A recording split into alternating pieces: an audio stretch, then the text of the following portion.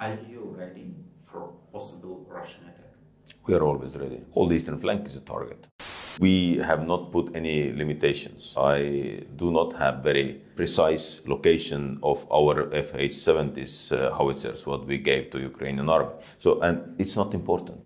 No one from the West can say that now you have to sit behind the table. And NATO membership is not on the negotiation table as a... It might be. Why not?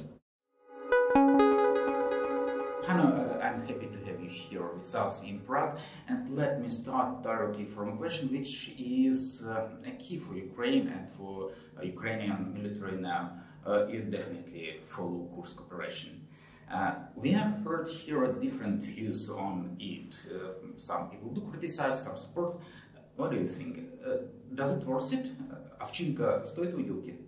When we talk about Kursk operation, then of course General Sergiy and President Zelensky are the ones who have the best overview why it was done and what are the purposes of that. But as I see it, Ukraine showed that they can fight. Ukraine showed that if necessary, they have the manpower and the equipment also to take back their own land. But not only on land, but also to show Russia that they are not so mighty as it might be, or as many are thinking. So this is why, of course, we have to see how it proceeds, how it goes, but for sure it gives a lot of new opportunities also for Ukrainian army, Ukrainian government, to when we talk about possible negotiations, and in one moment we will see negotiations. This is clear that in one moment, whatever the time will be, we don't know the time, but during the negotiations, everyone has to have good cards, and to have good cards, you have to, earn these, and this is exactly what Ukraine is doing at the moment. One is keeping Russia where it is on Ukrainian soil, and the other part is that they took a part of Russia to have better positions either for their own defensive lines in Ukraine, because Russia has to move some of the forces to the Kursk direction, and to have also better position for the negotiations. But this is probably something what everybody understands. So it's kind of trump card for Ukraine. Well, it sounds differently when you say a trump card, but the point is, yes, that Ukrainian military conducted this operation very carefully and very well. So let's see how it proceeds. To be frank, I think that after this operation, all red lines for our Western partners, red lines drawn by themselves, should vanish. Because, well, there is no more red lines than just taking Russian territory with Western equipment. But these lines still exist. Why did it not? Actually, I do not want to talk at all about red lines, because we've seen throughout the war that, if even somebody is saying that there is one red line or the other red line, actually, of course, in your head, there are some kind of red lines for different people in different ways. But in reality, we see that it's just a matter of tactics and strategic approach, how you fight this war and how you will take back the land, or how you will defend the country and people. But of course, we all understand that Ukraine has restrictions, and not to talk about red lines, I would say that we need to talk about restrictions, and this is something where Estonia has been very clear that we do not support any restrictions, because when we are giving some weapons or weapon systems or ammunition to Ukraine, then you cannot fight one hand behind your back. So, and this is the point. And Estonian equipment is used in Kursk Oblast? Well, we have not put any limitations, and of course we are also not controlling where is our equipment. We know that our equipment is widely used, our weapons are widely used, and also the ammunition we've sent many times is used. So for instance, at the moment I do not have very let's say, a very precise location of our FH-70s howitzers, what we gave to Ukrainian army. So, and it's not important, because when we have given this already to Ukraine, then Ukraine has the freedom to use them how they see it's necessary. Of course, you did not donate weaponry for long-range strikes, because there are a few countries that do that, because not many countries have possess that equipment. But do you see that there is something changed, that this permission is looming? I see that there are many countries who say that there should not be no limitations. I see that for some countries there still are some kind of burdens or some kind of limitations, and they do not want to escalate when they say that. As again said by me, that I don't see any need to talk about also escalation, not only red line but escalation, because Russia has been the one who is escalating all the time. And we see also that Ukraine, maybe these limitations have given an extra opportunity for Ukrainian army, for Ukrainian defense industry, to ramp up the production and to boost the innovation, because we see that the attacks on the oil refineries and to a very long distance have been successful. What do people afraid of? You talk to your colleagues, defense ministers of other NATO allies. What do they afraid of? What kind of escalation could happen? On that level, nobody is saying that what are the discussions in the governments. They are just coming out with the message, and the message in some cases, when we take some countries, is very clear that at this moment they are not permitting Ukraine to use these weapons or this kind of ammunition. Let me ask about red line, but a different one for Putin. Is he ready to cross a red line by attacking a NATO ally one day? Well, we cannot avoid it, or we cannot, not avoid it. Avoid is not the right word. So we of course we have to be ready for that, because in fact we have seen that. So we've seen drone passing the border of Romania. We've seen a rocket in Poland. So we've seen these things already. So. Of course, it's not an attack, direct attack at the moment, so it was still aimed on Ukraine. But we have to be ready. And actually, to be honest, I'm not looking so much on that, what Putin can do or might do. I'm looking on that he is a threat. Russia is a threat, not only to Estonia, but all to the collective West. And when there is a threat, we have to address this threat. And addressing this threat means that the only word or the only message Russia understands is a power. And this is why we are ramping up our own production. This is why we have increased our defense spendings to more than 3%. This is why we are acquiring a lot of ammunition, etc., etc. This is why we have the new regional plans for NATO countries.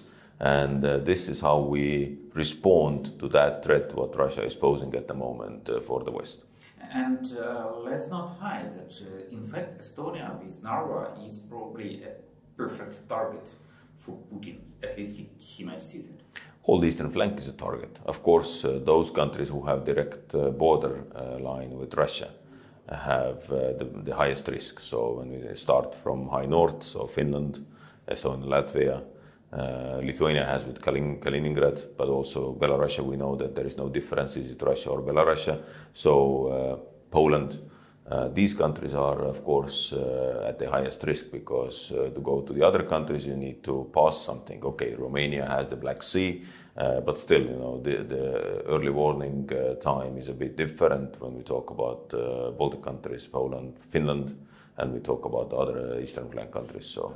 Preparedness for possible attack means that you have to have a plan what happens if you need to have it for it not to happen. Are you ready for possible Russian attack? We are always ready. We've been ready all the time. when I go back more than 100 years to Estonian independence war, then Estonian independence war started for Estonia with only 2,000 men in our army, and not even all of them had the rifle. But we won that war against Russia. So that shows that yes, even the small one can win against Russia, can fight for its freedom, for its independence, territorial integrity, and this is what we have done more than 100 years ago, and it's not comparable, the situation, what was then and what is now. So of course Estonia is ready, and this is also why we joined, for instance, 20 years back with NATO. And do you see that other NATO allies do understand that Russia can really attack any of the ally one day? When I take the political leadership and these circles where I go, NATO summit, ministerials, then yes, everybody understands that Russia is the only threat to NATO countries and to the alliance. So this is why, as I said, we've approved new regional plans in Vilnius. We changed the total concept of defense already 2 years ago, or even more than 2 years ago in Madrid.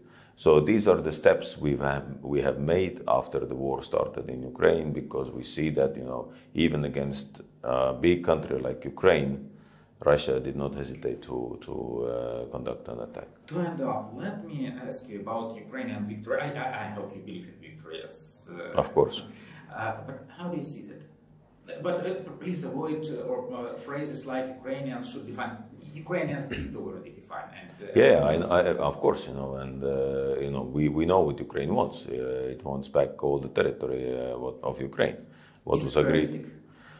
It has to be in our goal, or it has to be our goal, because otherwise there is no point to discuss that. What to just ask, because it is important that collective West knows that there is a possibility, there is a way, and Ukrainian army can liberate the country, and Ukrainian army can fight for the country and for the people. So this is the most important.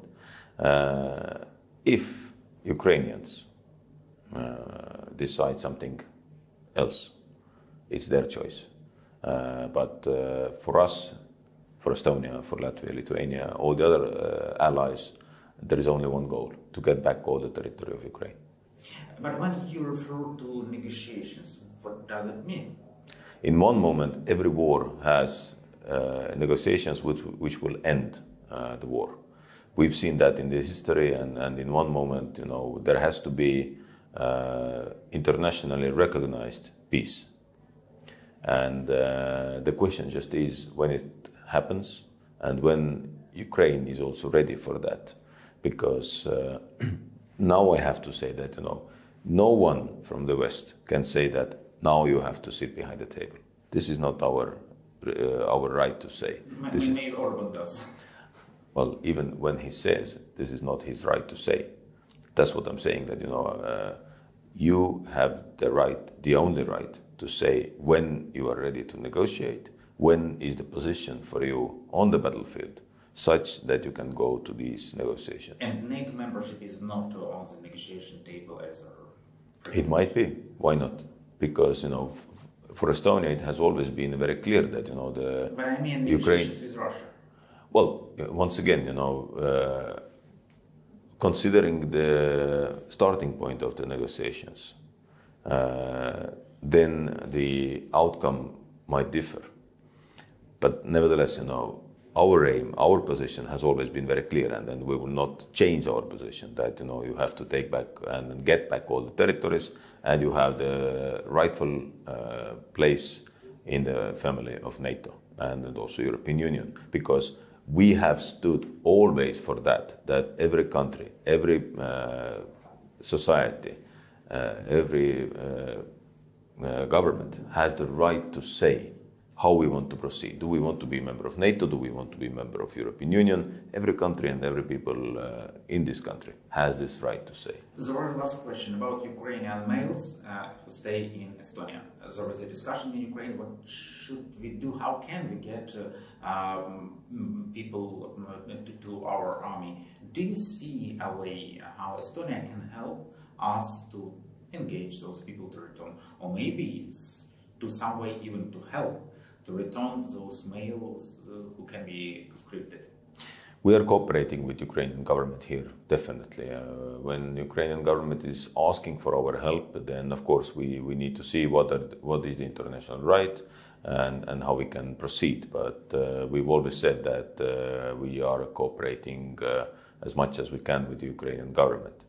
But as I understand today, the focus for Ukrainian government is to offer these people opportunity to return voluntarily. So, of course, we all understand that still it is a very difficult task, but let's see how the things are developing and how the Ukrainian government will decide the question of mobilization and how this will proceed. So then we can come back to that question. Thank you very much for that interview.